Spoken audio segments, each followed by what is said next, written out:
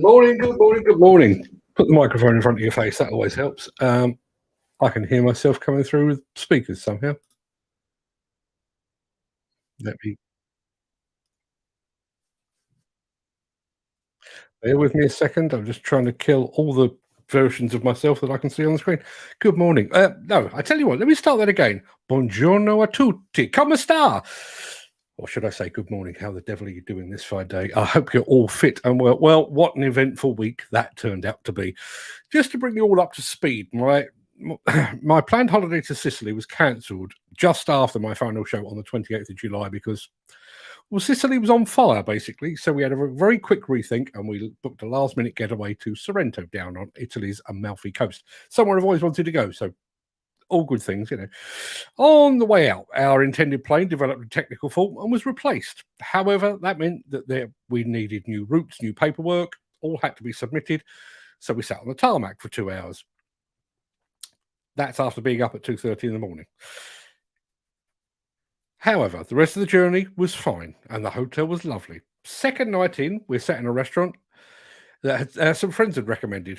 Food was some of the best I've ever eaten. Just as I was about to consider having a dessert, a young guy a few tables away collapsed, sending crockery and cutlery in every direction. And a call went up. You've all seen this in the movies. Is there a doctor in the house? Miraculously, there are actually two and a paramedic. They sorted the guy out before packing him off to hospital. My dessert never happened as a result of all of the commotion. The following night, we walked into Sorrento town. Out of nowhere, a thunderstorm erupted. I bought my wife an umbrella, but the rain was so heavy that it collapsed under the sheer force of the water. And then yesterday, this is the pick of the bunch. Yesterday, we picked up by a minibus for our return from Sorrento to Naples Airport. There was me, my wife, a young couple from Farnham in Surrey, and a couple of ladies from Australia. We're bombing along the coastal road when all of a sudden we hit traffic. Without hesitation, the driver pulls a hasty three-point turn in the middle of oncoming traffic, I might add. We go about 4 miles and we hit traffic again. And again, he does a three-point turn with apparently no consideration whatsoever for his own personal safety or for ours, for that matter. However, this time it worked, and we make it onto the Autostrada towards Naples. We're bombing along, doing a speed upwards of 80 kilometers an hour, when there's an almighty bang from my wife's side of the car. The rear tyre had basically shredded itself. So our fearless driver got out, ripped off some apparently unwanted chunks of rubber, and assured us that the tyre was now fine, but he would finish the journey going through the quiet part of Naples. 2 minutes later, he pulled back onto the Autostrada, and we're bombing along at 80 kilometers an hour, clinging on in the hope that we'd make it back in one piece. And as you can see, I did make it back in one piece. So without further ado, that's my week summed up. There's more to come, but that's my week summed up. Without further ado, let me roll the intro, post the question of the day, and get this show on the road.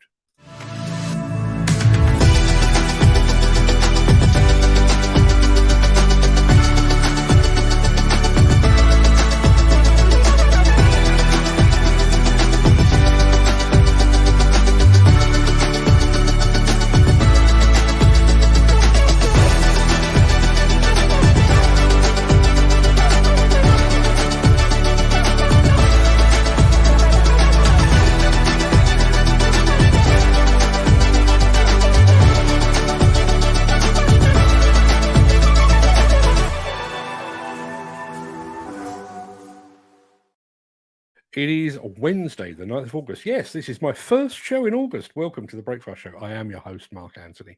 In today's show, it's all content from big name brands this week, or today rather. Case is going to show off its new 770 NXE backhoe loader, which may or may not be destined for India. JCB opts for precision load placement. Liebherr demonstrates its X power over on the port side, and Bobcat walks us through the process of selecting the correct large excavator. Plus, we're talking about electric machines with the mighty Volvo construction equipment. And I desire your involvement in all of that. It's the last film of the day, but I do want your involvement in that because it leads on to something else. We'll get to that in just a second. But first, let us peer back through the mist of time to see what was happening on this day in history.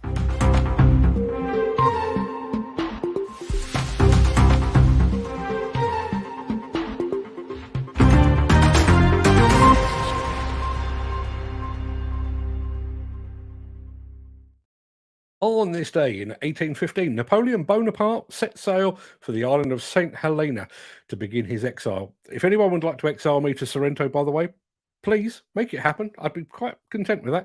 In 1877, Henry Morton Stanley, his party reached the Congo after a grueling 999-day journey, during which half of the party's 228 members died. In 1945, on this very day, the US dropped the Fat Man bomb on Nagasaki in Japan. In 1974, Richard Nixon resigned as US president to be replaced by Gerald Ford. And in 2012, Usain Bolt won the 200 meters final at the London 2012 Olympics to become the first man to win the 100 and 200 meter double in back-to-back Olympics.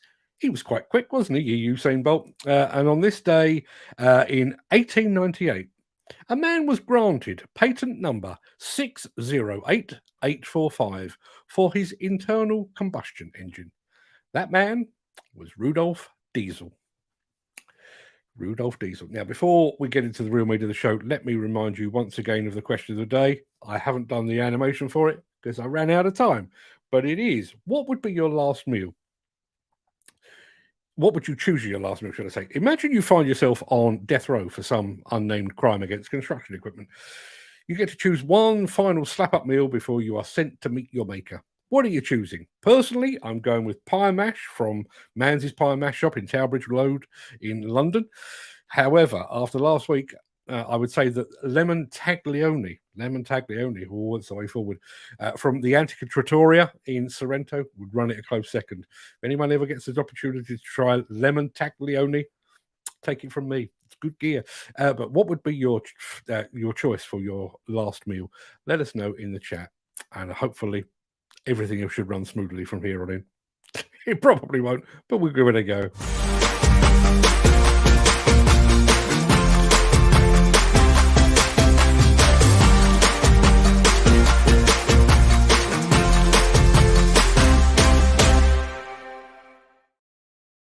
Let's kick things off with a new backhoe loader from those fine folks at Case Construction Equipment. Now, on this side of the pond, obviously, we love ourselves a JCB backhoe loader. But in the US, Caterpillar, John Deere, and Case reign supreme. So when Case pulls out, or pulls the curtain back, rather, on a brand new model, it's a big deal, which is precisely why we're leading with this.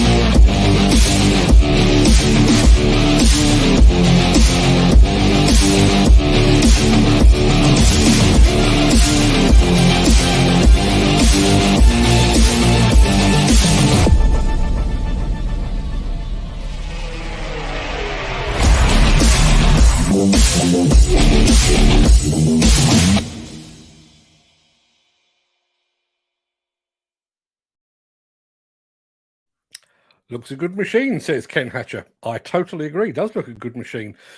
But same question as we always ask around about this time. What do we all make of the shiny new Case backhoe loader? Is it hot or is it not? Let us know in the chat, and we'll come back to that at the end of the show.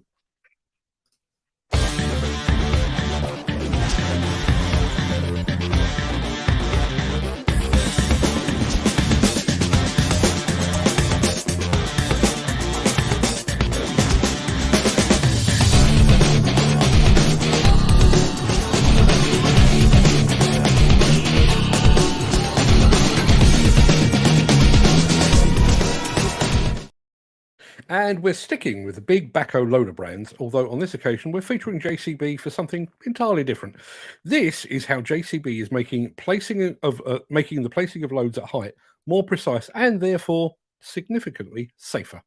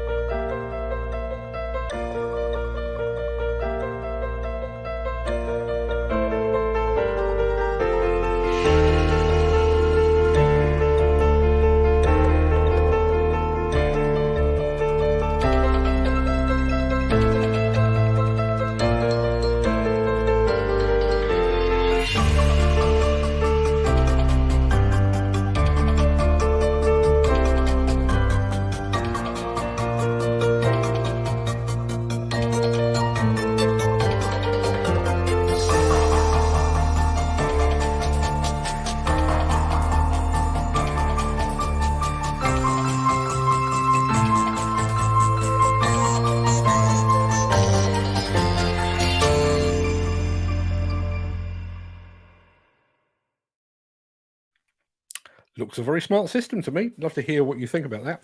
It occurs to me when I was watching that, it's not long ago that telehandlers topped out at, 6-7 meters? Now, 15 meters plus, and apparently no end in sight. Good to see technology keeping pace with developments, I would say. Now, let's have a little spot of this. Hi, I'm Gary Muirhead, and you're watching The Breakfast Show. Thanks, Gary. You are watching The Breakfast Show. Now, under normal circumstances, this is the point in the show where I'll be pushing a button that says Lighthouse Club. We don't do that anymore, do we? So instead, let's go portside to check out some awesome wheel loaders from the mighty Liebherr. Just as soon as I can find the mighty Liebherr. There we are.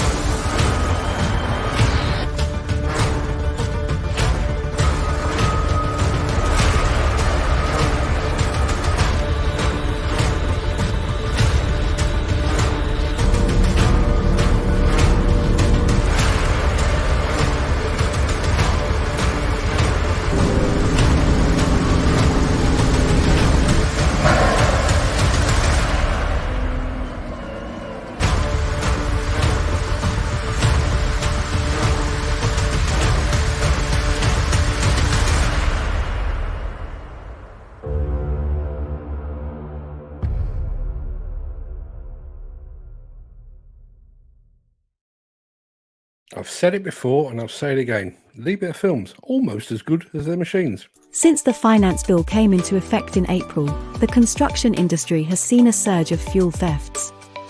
The rising cost of living has placed an additional risk of theft by employees and contractors, as well as opportunistic thieves. By using diesel dye and placing warnings of its use, you are sending a clear message that this is your fuel.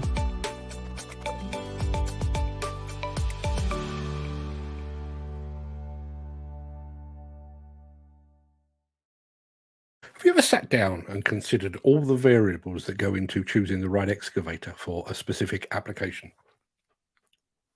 Operating weight, dig depth, hydraulic compatibility, operator comfort, and a whole host of other things. Well, no longer do you have to worry about such things because the following folks at Bobcat have done all the thinking for you, and they've actually produced a useful video guide to help you through the process. And this is what it looks like. Large excavators are ideal for operators working on commercial or larger residential job sites, roadways, and bridges. If you're in need of a versatile tool for powerful digging and trenching, a large excavator is likely the right choice for your fleet.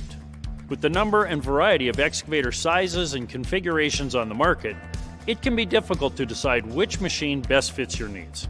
Hello, I'm Mike Fitzgerald with Bobcat. Here are a few things to consider before purchasing a large excavator. Determine if you have room for a large excavator on the jobs you do most often. If you work on larger residential properties or commercial job sites, a 14 to 16 ton excavator may be a perfect fit. For those operating in areas with limited space, the reduced tail swing of the Bobcat E145 allows greater maneuverability so you can confidently work close to walls or around job site obstacles. If you're looking for the additional power and productivity that comes with a conventional tail swing excavator, the Bobcat E165 is a good option. Before purchasing a large excavator, make sure you review the machine specifications, compare the different models, and determine which option aligns best with the requirements of your job site. The weight and size of a new machine is also important when you're not operating. It impacts how you will transport the excavator to and from the job site. Make sure your company has the capability to move machines of this size following all transportation regulations. Before adding a new machine to your fleet, evaluate the cost of the excavator and compare it to the number of hours you expect to run the machine in the coming years. If most of your jobs require smaller or compact equipment, renting a large excavator for one-off projects might make the most financial sense. Renting a large excavator is also a great way to try out a machine on your job site before committing to a purchase. If you're interested in buying or renting a large excavator for your next job, contact your local Bobcat dealer to see how you can get your hands on one of these powerful machines. You can also get more information about the E145 and E165 large excavators at bobcat.com.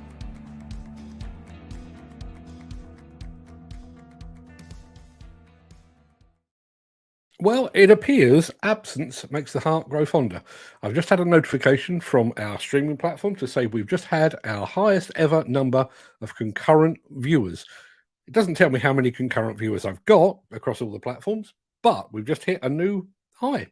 So thank you, welcome, and welcome back. I'm welcome back. You haven't been anywhere. I've been here. Now we have a bonus clip for you today. But I'm not throwing it in just to make up for the fact that I've been sat with my feet up for the past 7 days. On Friday next week, I will be travelling to Germany, partly to catch up with the Rallycross World Championships, and partly, and perhaps more importantly, I'm going to be spending some time with the electric machine experts from Volvo Construction Equipment. Now, while I'm there, I will be taking the opportunity to check out the very latest machines from one of the true pioneers of electric machines. But I'm also planning to sit down and address some of the burning questions that still surround those electric machines. Questions over battery life and charge times, questions over resale values and what happens to expired batteries, and a whole host of other things. So if you have any questions yourself about, or yourselves, should I say, about electric machines, let me have them in the chat. And I'll do my best to get them addressed when I'm face-to-face with Volvo. I'm actually going to send Volvo my questions in advance, but I'm going to save yours to catch them, not unawares, but to actually address on the day. So if you would like to send me a question relating to electric machines and your concerns or suspicions about them, please do that. And just while you're thinking about that, let's have a look at some Volvo electric machines. It was smooth, it was quiet, it was different, definitely state-of-the-art. I was definitely pretty impressed by it, not what I expected. I did put it through its paces. I tried digging in the pile to see if I could bog it down or anything. It was, it plowed right through it. It was actually pretty impressive. No lack of power for sure. Volvo is a very good product. I've driven their articulated trucks, their excavators, and now the electric vehicle. Yeah, there's no sound to it, so yeah, it's awesome. It's got its perks, so being electric. Yeah, it was pretty cool, actually, yeah. It seemed pretty fast and pretty responsive on the hydraulic controls. It was really intuitive. It's a little quicker on the hydraulics than a lot of the diesel machines that I've run over the years. Very responsive. Overall, very smooth. It's nice running something where you don't have the noise. They like the fact that they're quiet. The responsiveness of the controls, everything that we've deployed thus far has been very successful from an operator acceptance perspective. We're starting to get more into industrial where we got to go inside buildings where a diesel motor, it's hard to get the permits, the ventilation, proper ventilation to get them in there, where we're kind of looking more into possibly getting electric to meet that requirement, to make it easier for us to get in there, do our job, and come back out. Less paperwork on our end. It's different. It's different. I mean, it's a good different. It's not like what the heck are we doing kind of stuff. I mean, I feel like it's definitely a step in the right direction for moving forward.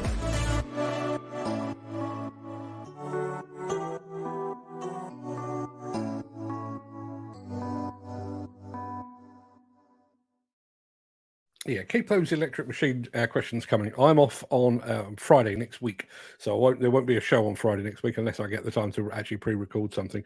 So I'll be taking the day off because I'm off to Germany, as I say, to hang out with the Volvo electric experts. If you've got any questions or concerns about electric machines, please let me know in the chat, and I will take those with me and put them to the powers that be.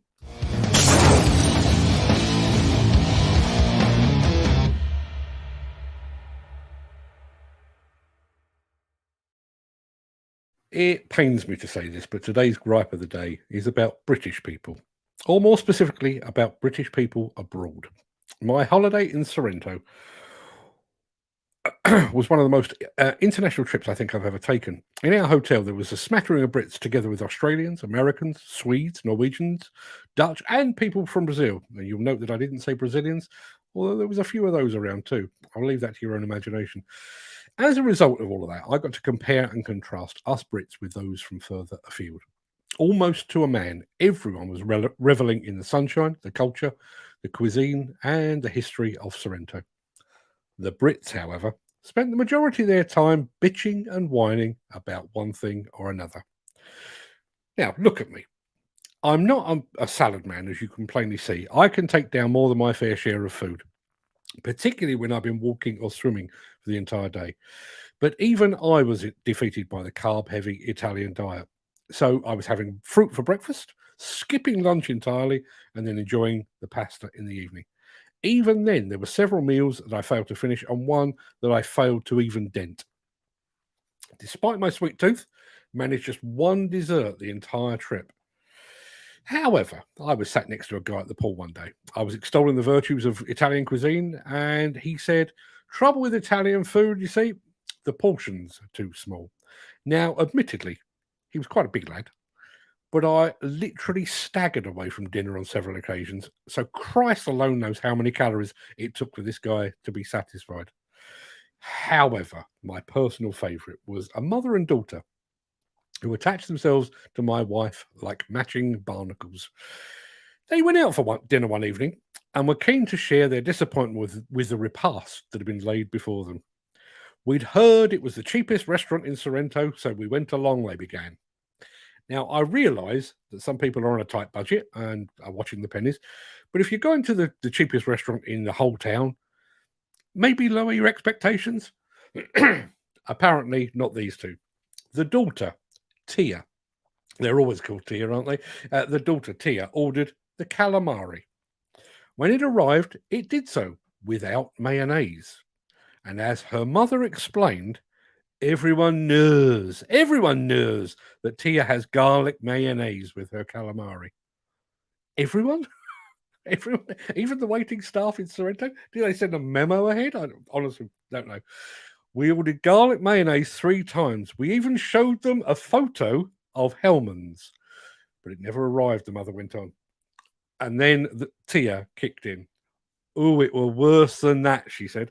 "It wasn't just calamari, it was those octopusy bits too. I don't eat the octopusy bits."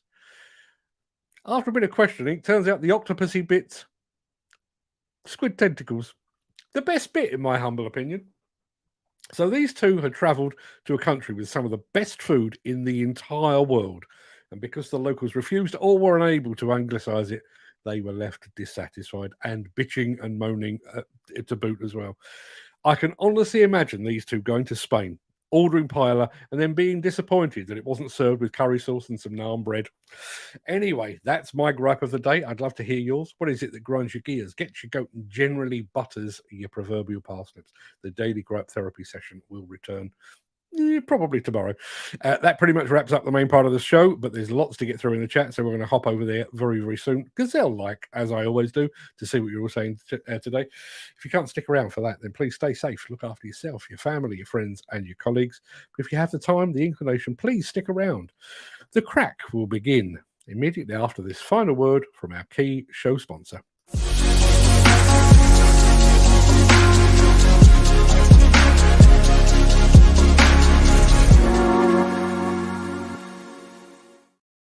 Now, why isn't the music working? Good morning, everyone. Took amongst yourselves while I get the music to play. That'll do it. Morning all, how are we? Did you miss me? Yeah, you're just lying. You're just lying. It was a fantastic break, and I have to admit, I did not a great deal, but come back feeling absolutely fully recharged and raring to go. First off the mark this morning was Peter McKenna. Peter has been very active over on our WhatsApp group, and if you weren't aware, yes, we do have a WhatsApp group if you'd like to join it. I've just put the link in the chat. Thank you very much indeed for keeping the flag flying, Peter, over on the WhatsApp group while I was... this is how unplugged I became. I got up in the morning, over breakfast, I checked my emails, and then I parked my phone in my hotel room, and that was where it stayed, untouched, until the following day when I checked my emails again. Turns out, I mean, I'm one of those that gets 100 plus emails a day on a regular basis. I think 2 actually required action while I was away. An awful lot of it is just people chatting amongst themselves, which is good. Chris Ford is here as well. Good morning, Mark. He says, and welcome back. I am glad to be back. Thank you very much indeed for that, Chris. Steve Williamson is in the house. Morning, Steve. Thank God it's the real you. You may have noticed. Thank you, by the way, to all those that actually tuned in and watched the 3 episodes of Postcards from Sicily. You may have noticed that they were called Postcards from Sicily because that was originally the idea. They were pre-recorded, they played without me, but unfortunately I didn't have time to actually change them to Postcards from Sorrento. So everyone that tuned in, thank you very much indeed for that. Gary Muirhead, good morning, Mark. Good morning, gang, and welcome back, Mark. Hope you had a wonderful holiday. It was one of the best. For anyone that's been to Sorrento, I don't need to say anymore, but if you haven't been, it's lovely. Really, really lovely. Proper oldie worldy. We ate in one restaurant. We actually ate there twice on probably our second night, and then we went there for our final dinner as well. La Favorita, I think it was called, and it was kind of an offshoot to a hotel. So you walk through reception, up some stairs, and you were then in an outdoor lemon grove, even though it was upstairs. If you saw it, you'd know what I was talking about. But upstairs, a lemon grove. So you've got lemon trees growing all over your head, big, amalfi lemons like this. You know, if one fell on your head, you'd really know about it. And I reckon this place held somewhere between 800 and 1,000 people. Absolutely vast place, and beautiful surroundings, incredible food. We dined like kings and queens, obviously, because my wife was with me, and we had a fine old time. But the best bit was the fact that we actually got to put our feet up for the first time in quite some time. So yeah, thoroughly enjoyed it, and back feeling fully recharged. So I'm full of espresso still. Wait until that wears off and see how we're doing then. Ken Hatcher. Oh, Ken, how I've missed you. Good morning to Ken Hatcher, all the way down in Welsh Wales. Our friend Footy Williams says, good morning, bro. Good morning to you, Graham. I can't bring myself to say bro back because I'm old and white, but good morning to you, sir. Let's have a look. Craig Williams is in the house as well. Good morning, all. Hand pink waving? Not sure what the pink bit is, but okay.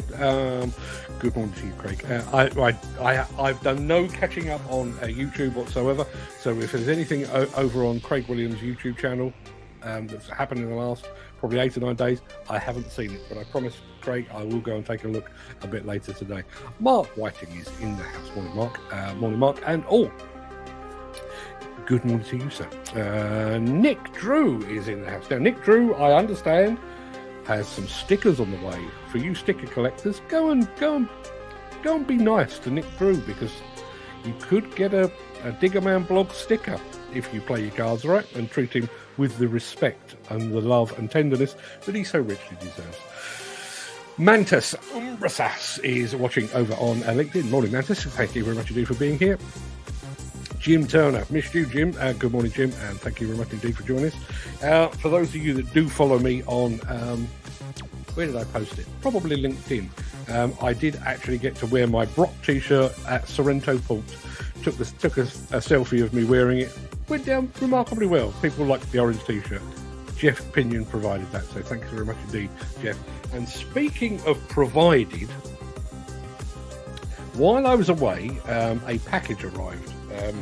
And despite the fact that it had my name on it, my son Fred decided to rip it open. We have got giveaways aplenty coming. Those very fine folks at Kinsoffer have hooked us up with a whole bunch of stuff, including high-vis jackets. There's hats, there's pens, there's all manner of stuff in there. So, I'm probably going to have to let the dust settle. I've got a lot of catching up to do, as you can probably imagine. And then I've got a short week next week because I'm off to Volvo, not to Volvo, but I'm off to Germany on Friday. But my plan is the week after that, we're going to do a Wednesday evening show and we're going to do some big giveaways. So watch this space. I'll keep you posted on that. Glenn Johnston is in the house. Good morning, Glenn. Thank you very much indeed for being here. Lou Carney says, welcome back, Mark and Ruth. Yeah. Thanks, Lou. You can imagine, Lou, you have known my wife for 40 plus years. You can imagine how keen she is to go back to work this morning. Oh boy. Oh boy, it was like poking a bear with a stick this morning, waking her up and telling her it was time to go to work. I'm going to keep my head down when she comes back again. So my question of the day was this: what would you choose as your last meal? I've already said mine would be pie and mash with liquor and chili vinegar. If you're a southerner, you know. If you're not, you'll just have to take my word for it. That would be my choice. We'll come to yours in just a moment. Let's have a look. What have we got?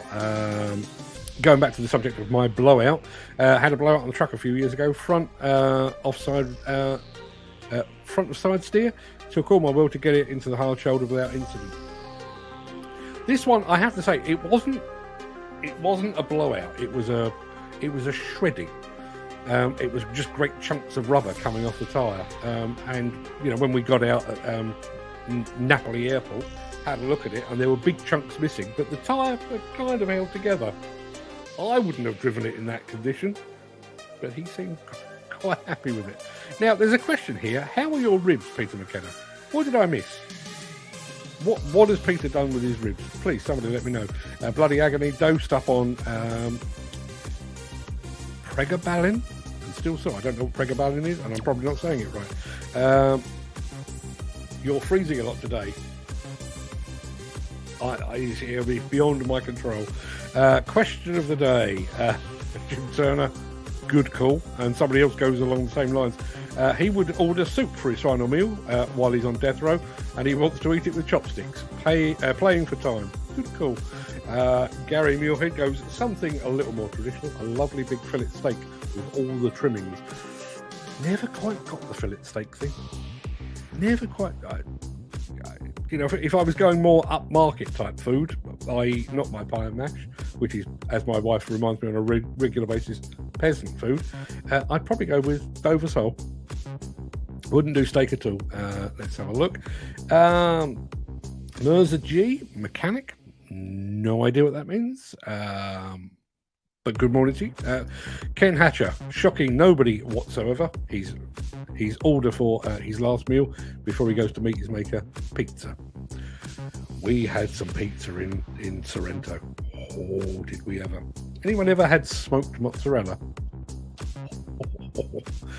It has the texture, no great surprise because it's what it is. It has the texture of mozzarella, but it has a vague taste of smoky bacon. Could eat one of those now. Morning, sorry, late to the show. No problem, Dan, and no problem at all. Lou Carney proving once and for all that she is a classy type bird. She is going with lobster and oysters with Bollinger. Yeah, let's be absolutely honest. If it is going to be your last meal, let's splash the cash. Lobster and oysters with Bollinger. Well played, Lou. Ken Hatcher likes the new case backhoe loader, as do I. Let's have a look. We asked, was the case backhoe loader hot or not? Universally, I believe it is hot. There is Ken saying hot. There is Dan Cullen saying hot. Case of great competitor of JCB. I totally agree, Peter. And Gary Muirhead says case backhoe loader is HOT, hot. I can't see why they can't attach a camera to load doors to aid their driver's visibility when picking up loads. Now, there's two comments on this. That's the first, which is a good one. Particularly when you think of what a telehandler or a loader does.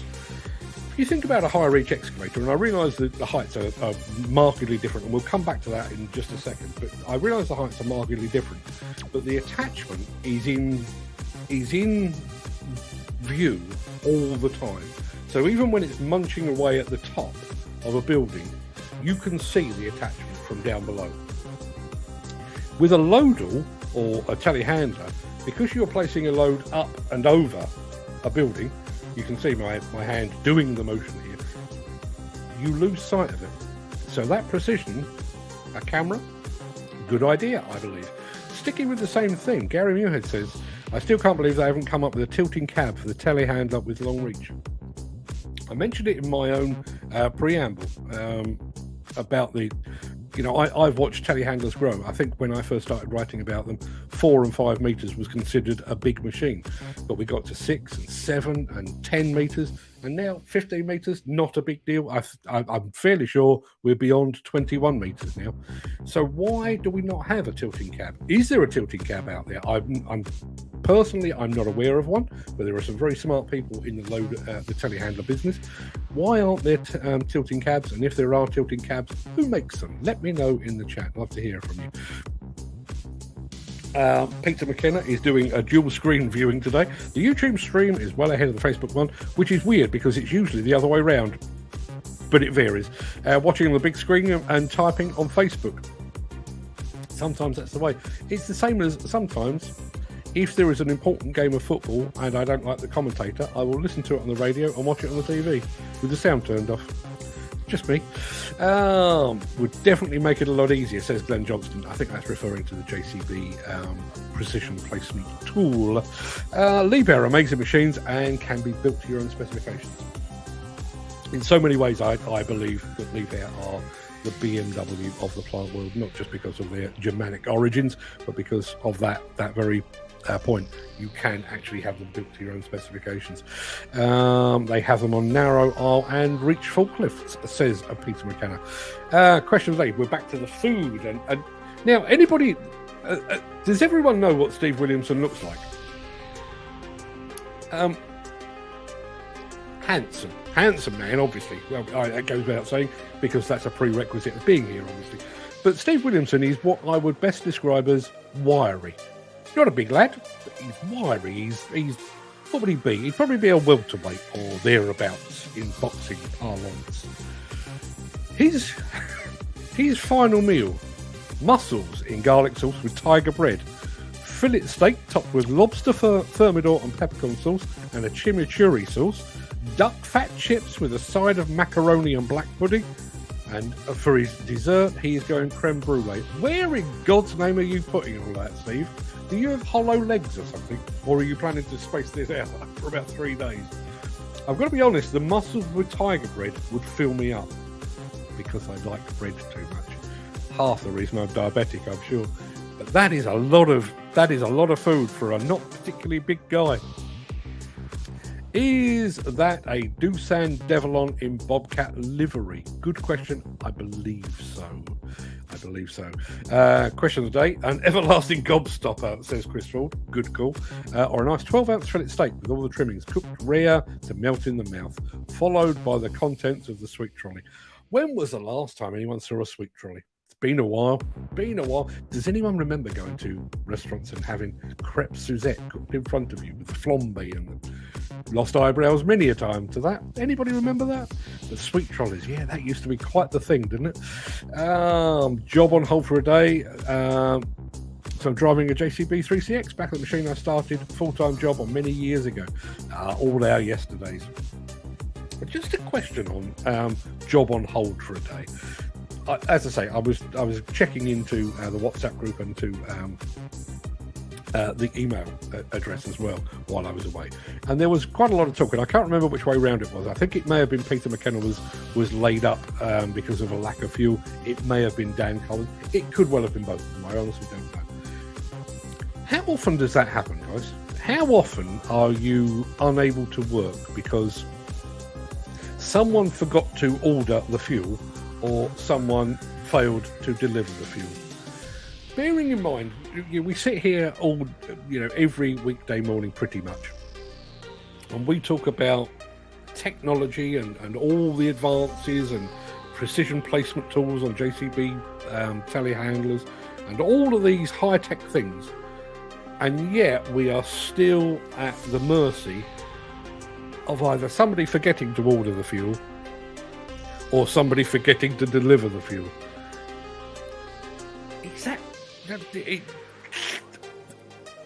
It's like me running out of ink.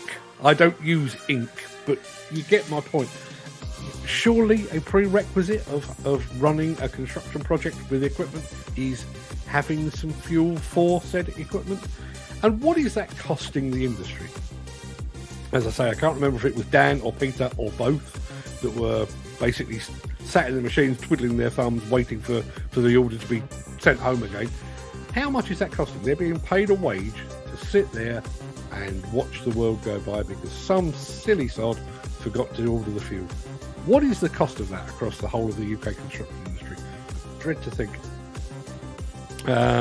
Laughing at Chris Fall's comment on YouTube, gobstoppers and a fillet steak. Yeah, good call. Case backhoe loaders will be hot if it's like any case brand excavators. I believe they are. Very good machines. Fair play for Bobcat for upping their weight class. Wish Kubota would crack on and branch out to bigger machines. Yeah, there was a time when I actually thought that was going to be the case. Certainly the tail end of when I was working with Kubota. They used to top out, I think, at one point they topped out about 4.5, 5 tons. 5 tons became 6. And I think when I left, their biggest machine was 8 tons. To the best of my knowledge, I don't think they've actually gone much beyond that, which is a shame because they are a damn good machine. Welcome back, Mark. Thank you very much indeed, Dan. I've missed you terribly.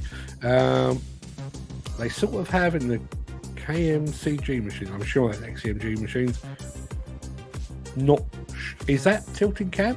Maybe, possibly. When will Volvo be rolling out their new cab across the range? Only have their 50-ton machine with new cab that was revealed at ConExpo. Yeah, my guess is that's probably going to be a generational thing, but I will ask the question. As I say, the people I'm going to see are the electric machine experts, but I will ask the question.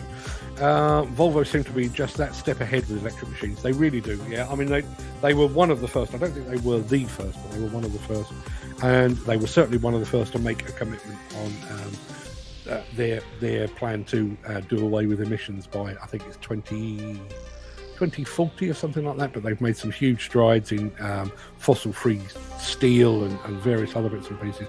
So yeah, they really are at the very cutting edge, which I think is why it would be a good time to ask them some questions. And I'll come back to that in just a second. In actual fact, when I was laying by the pool, I was actually wondering if there is scope for a standalone website dedicated entirely to electric construction equipment, because its day will come. One of my questions, I'll tell you now, one of my questions to Volvo is electric actually a viable alternative to diesel, or is it merely a stopgap until hydrogen kicks in? That will be one of my questions. But personally, I think electric is here to stay, and if it is here to stay, maybe, just maybe, it needs an outlet where people can go and learn about the latest, both the equipment and the way it's charged and the battery technology that goes into it and everything else. I'm going to look at it and see if we can make that happen. So long as it doesn't take too much of my time. And speaking about the questions to Volvo, I wonder how many hours you could do in a single charge. Obviously, it's going to vary from machine to machine. Obviously, it's going to vary from application to application, duty cycles, and all the things. But that is a constant question that we are addressing all the time. It's all very well saying you'll get a full working day from a single charge, but then that is usually backed up with we expect machines to idle for 2, 3, or 4 hours a day. Is that a proper use case? So that will be one of the questions. I will make a note of that one.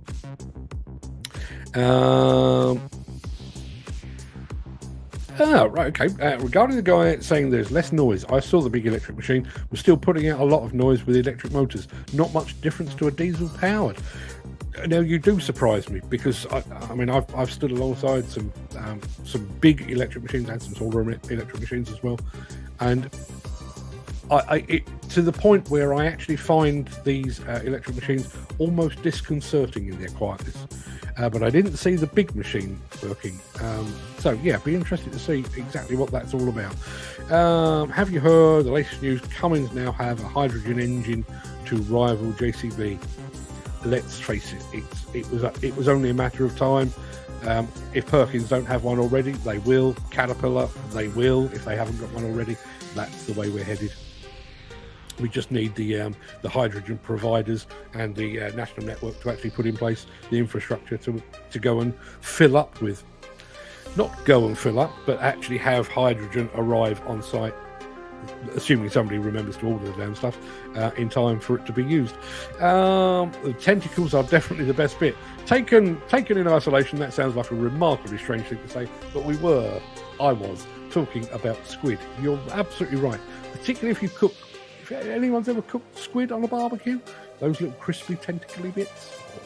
Now we're talking. Their first one is the 5.7 litre for the American pickup market. Further developments will be for trucks and heavy machinery. Can you imagine an American redneck with his pickup saying, "I'll have the hydrogen, please"? Doesn't sound like the kind of thing that's going to happen, but maybe that's the way we're headed. Can't text at the moment, says Dan Cullen. Not entirely sure why that is. Question of the day, everlasting gobstopper. I'm sure we've had this. Yes, we have had that. Watching on 3 streams now. Good grief, somebody's getting carried away. I would like a Digger Man blog sticker for my window of fame. Nick Drew, says Steve Williamson. Nick, if you're still paying attention, Steve Williamson would like one of your stickers when they arrive. Question of the day. Coffee and crumpets with Marmite on. Oh dear. Crumpets, butter, accept no substitute. And Marmite, can't get on board with that at all.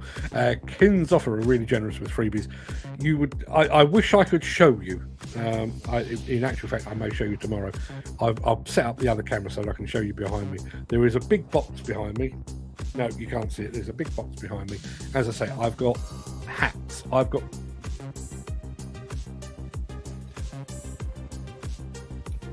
hats. I've got backpacks.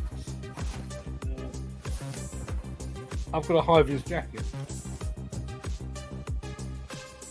I've got a different type of hat. You get the idea. I'm not doing this as a market stall, but we will put together a dedicated show. Maybe we'll do a Kinsoffer theme show. Kinsoffer make enough equipment for us to do a dedicated show just for them. I'm going to have a word with them after this show and see if we can pull that together. We'll do a dedicated show, not next Wednesday, but probably the Wednesday after that, 7 p.m. in the evening, and we're going to give away a big bunch of that gear. So watch this space. I'll keep you posted. Hope you've got some fat bastard sizes then. I haven't actually looked at the sizes, but I will check. Peter McKenna says that my wife has an uncanny resemblance to Anne Diamond. There was a time, actually, back in the... this is how old out I am. Obviously, my wife is forever youthful, but when I met my wife back in the late 1980s, there was a time she actually had a haircut that she'd gone to the hairdressers and said, "I want an Anne Diamond." There is a passing resemblance there. My own personal opinion, and she's not here, so I don't have to say this, my own personal opinion is that my wife has aged rather better than Anne Diamond, and looks rather better with a suntan as well. The Merlot Roto has a tilting cab. Thank you, Peter. I'm going to go and check that one out. That's a good one to know.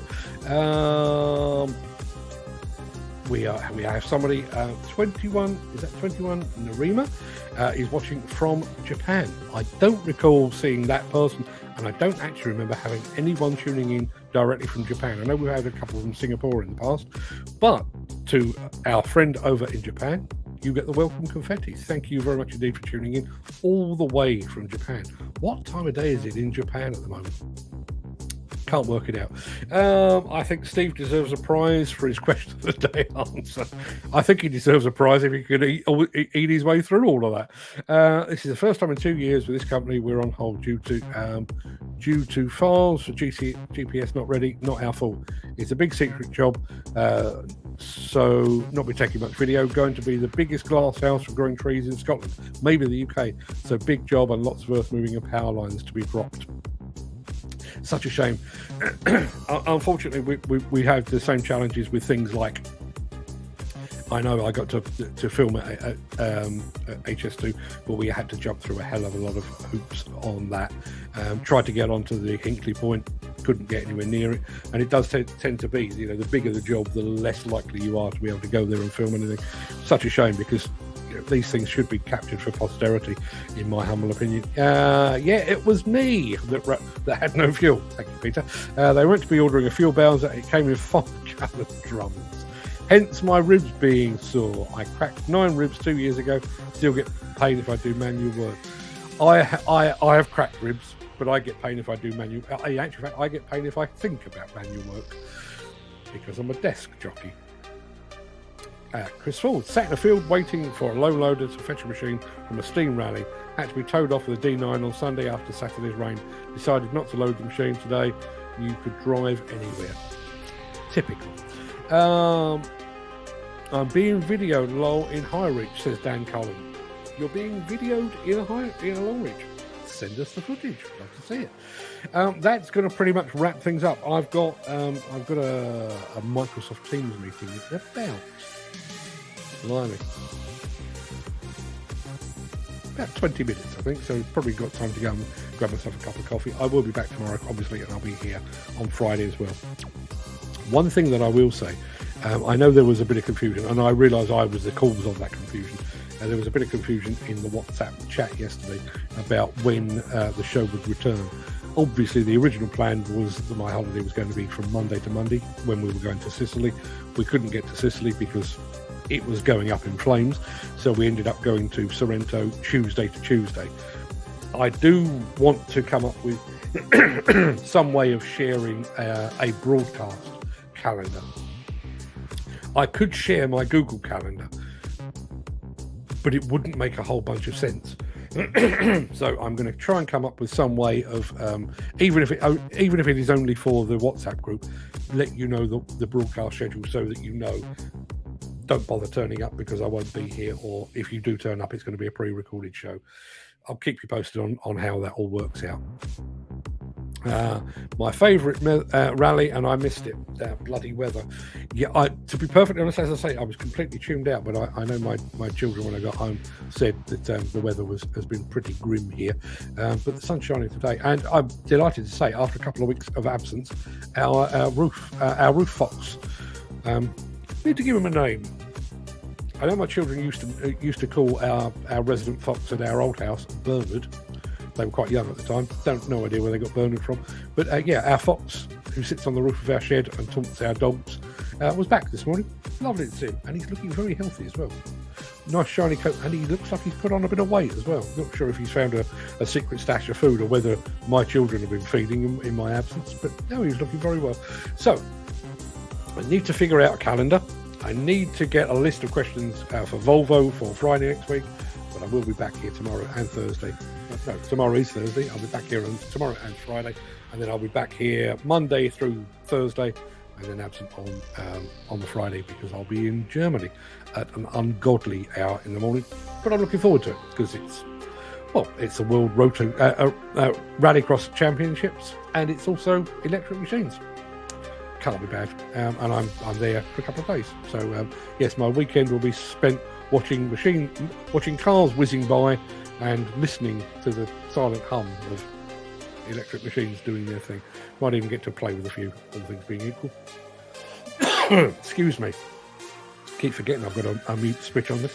Everybody, go and have a fantastic day. Really appreciate you all being here and driving our concurrent figures level up to a new record. I'm going to have to go and check and see exactly how many concurrent viewers that means. Don't know where I'll find that. I'm sure it must be in the system somewhere. But yeah, to get a message on your first day back after 10 days to say you've just hit a new record, not a bad way to begin, is it? Everybody, go have a fantastic day. I'm going to go away and cook up a new question of the day for tomorrow, and I might actually remember to do the animation for it this time. Until then, everybody, have a fantastic day. Thank you for all the messages, and thanks for being here on my return. You've made it special, like you always do. I put a link to the Roto on the WhatsApp page. Thank you, Peter. I've got my phone in silent mode. I remembered to do that this morning, but as soon as the show is over, I will put it back on and I'll go and take a look. So thank you for sharing that, Peter. If anybody else would like to have a look, join the WhatsApp group. It's good. I don't do a lot on it. Everybody else seems to chat amongst themselves, and maybe that's for the best. Everybody, have a good day. I'll see you on the morrow. All the best.